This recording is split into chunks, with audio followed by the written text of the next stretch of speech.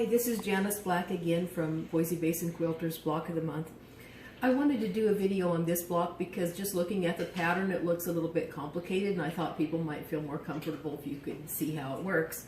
So this one is called Trip Around the World in a Tube. It's made from a whole bunch of tiny squares, and if you're looking at it thinking, I don't want to have to sew all those little squares together, the tube construction is what's going to make it kind of a fun technique and simplify it. But I wanted to show you how it works.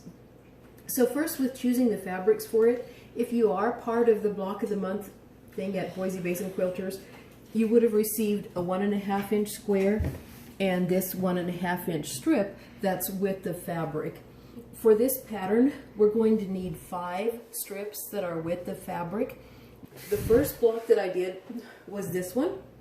And I thought, since the name of the block was Trip Around the World, it would be kind of fun to include this African fabric. But when it was finished, I think that was kind of a bad choice because this fabric had a large green and yellow and brown print, so it's hard to follow that line through the pattern. It probably would be better for this pattern to use ones that had a very tiny print, or ones that were even a solid would stand out nicely. Keep in mind your values and be sure you have something that's light and something that's dark. Also, this blue stands out really well. That's something to keep in mind too. Those really saturated ones will stand out. It's one reason we chose this one for the center, hoping it'll help tie all the blocks together. Anyway, this was my first try at this block. This is the second one that I did. And I kept that blue because I really liked how that saturated color shows up really well. Put it next to this really light one, so I got a lot of contrast going.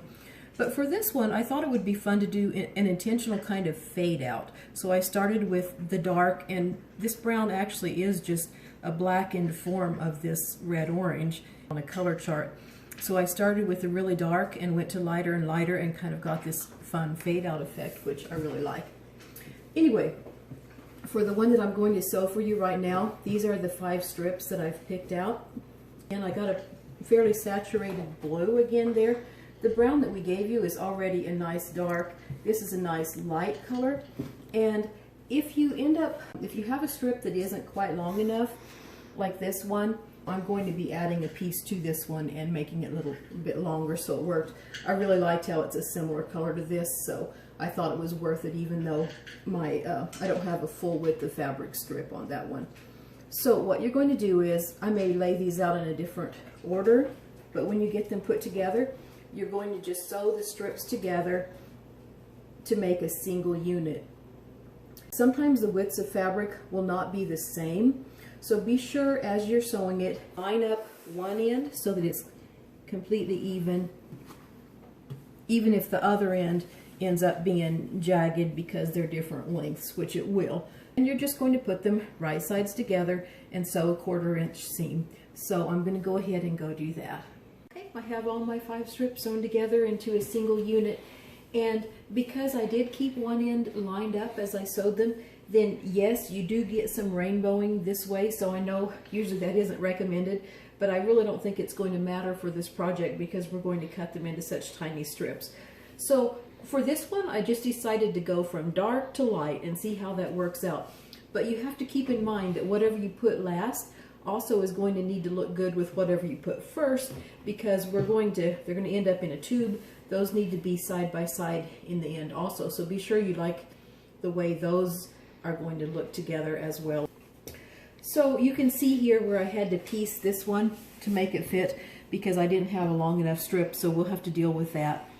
But what I've done is just pressed all my seams the same direction. We're not going to try to mess with making the seam allowances nest together on this one. Other thing that you could do is press them all open, which would reduce bulk, but there are going to be so many little chopped off cut ends put together, so many opportunities for places where it can start to come loose, that I personally just feel it'd be a little stronger to do it this way and just make them all go the same direction. What I'm going to do now is I'm going to go back to my machine again, and I'm going to take this strip and put it with this strip and just sew it right sides together down along this edge, so we'll end up with a very, very long skinny tube. And I'm going to go ahead and go do that now. Here it is, my long skinny tube. This is the end that I started to I tried to keep it even as I sewed, so they're pretty close to even, but I'm going to go ahead and trim it just beyond the selvage there to make sure that it's exactly even. So here goes.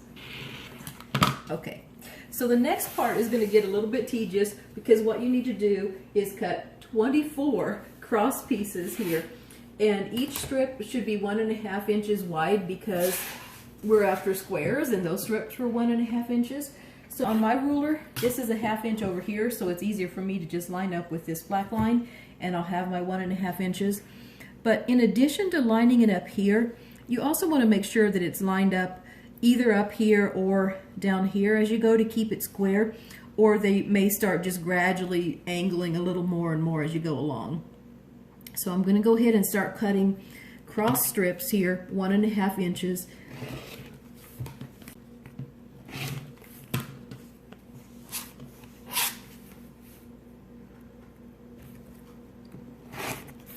And see, right here coming up is this part that I had to piece. So it's usually pretty easy to deal with. What I'm going to do this time is just cut off this piece and throw it away. I'm just going to cut just on the other side of it. It won't waste too much fabric. And then we just won't have to worry about that place where I pieced it at all, because that's goodbye. So I'm just going to keep on going until I have 24 of these little pieces cut.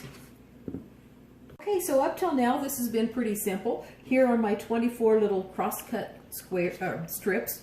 So I just picked out any four, and the next step is going to be to open the seams on one of these places. It really doesn't matter where you start, but I'm going to open the seam between the brown and the yellow segment.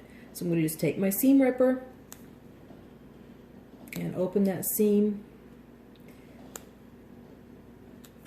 Fun to watch, huh? And it's done. So I'm going to do that with all four of these. Here are my first 4 strips. Aren't they pretty? This is where it can start to get a little bit complicated and you can get mixed up a little bit. So I'm just going to, each time, picking out my next 4 here, it doesn't matter which 4, and I'm going to open these between the blue and the brown.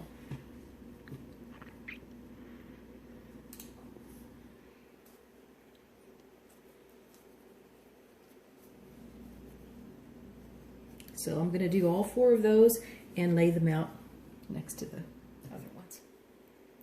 So here's my next strip set. It's all done. So it looks like for my next 4, I'm going to need to open them between the blue and the coral. And then I'll do 4 that are opened between these 2 and 4 that are opened between those 2. Okay, I have these strip sets completed. I opened 1 between each of the seams. And you can see I have 4 more left. The logical thing to do would be just continue the pattern so that the last ones here would be the same as the first ones. But I'm going to actually save these for a little while because I have a hard time visualizing how things go together in my mind until I see them laid out. So this is my backup plan for a little bit of last minute design decisions. Okay, this is where the fun starts. So you take your little 1.5 inch square for the center that you received from the guild meeting. And then I'm going to take my very first strip set over here and I'm going to lay them out in a cross shape. If you would like to look at the paper copy of this pattern, remember you can find one on the Facebook page BBQBOM in case you just happen to stumble across this video. So that's my first set. Now I'm ready to do my next strip set. So if you do get mixed up at any point during this process, there's one thing that can rescue you. For any strip set, if you look at the one that's first, it will be last on the next strip set. So if the yellow is first here, it'll be last. If it's first, the oranges, it'll be last there. So over here, the blue is first. So on the next rows, the blue will be last. So you take these and you lay them out next like that, okay? And then ready for the next strip. The blue is in this, the brown is in the center, so it's going to be last. Okay. And then the yellow's in the center, so it's going to be last.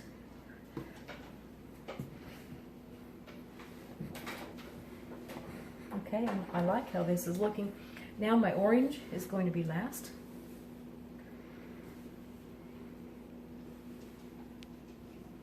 And that gives me a pretty good general idea of how this is going to come together. And I like it. So I could just go ahead and open up these, the same as my original 4, and add them in, and I'd be finished, ready to sew it together.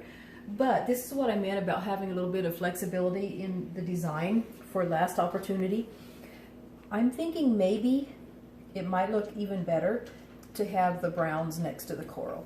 So what I can do, again, I'm going to try to get, not to get mixed up here, but my rescue, if I do get mixed up, would be what I showed you before. So I'm going to take these browns and I'm going to make those be my original cross shape, like so. Okay, so then for my next strip, browns will be to the outside. Okay, let's see how this one plays it. Okay, browns to the outside. Actually, these should still all be in order to just slide in here. From here on yellow. No, they aren't.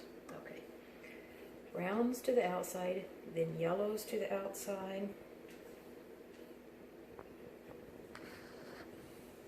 And then oranges to the outside. And then corals to the outside. That's not outside.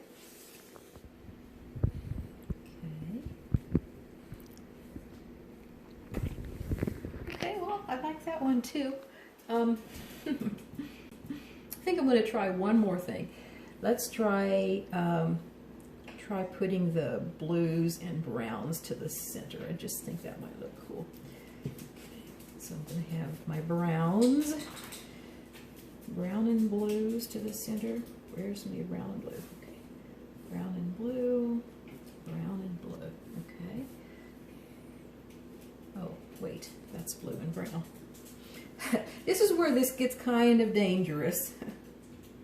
Blue and brown. There's my other one. Okay. So now that for sure these are all the same, let's see, brown to yellow, brown to yellow, brown to yellow. Okay. Actually, I think that contrast looks really cool though. So let's go ahead and try setting them up this way. So on my next row, browns would be to the outside. So I'll find the one that has brown on the end. Put it to the outside. Brown on the end. Put it to the out. Okay, wow, I do like how that one's coming together. Okay, so blue's going to be to the outside on the next row.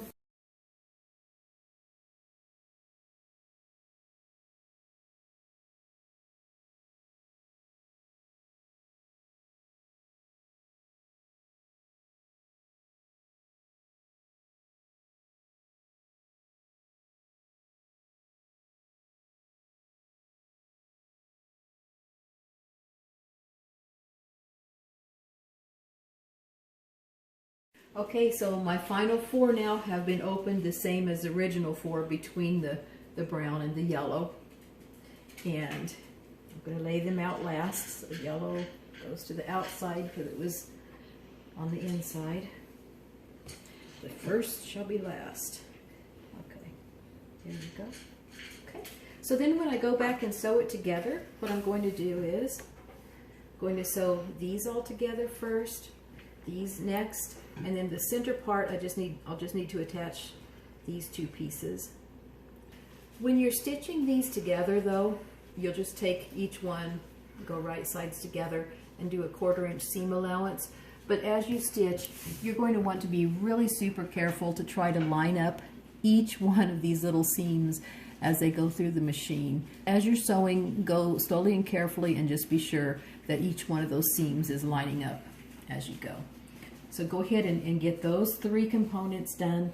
This will be part A, part B, and part C. And then sew your 3 parts together, and there you have it. Trip around the world in a tube.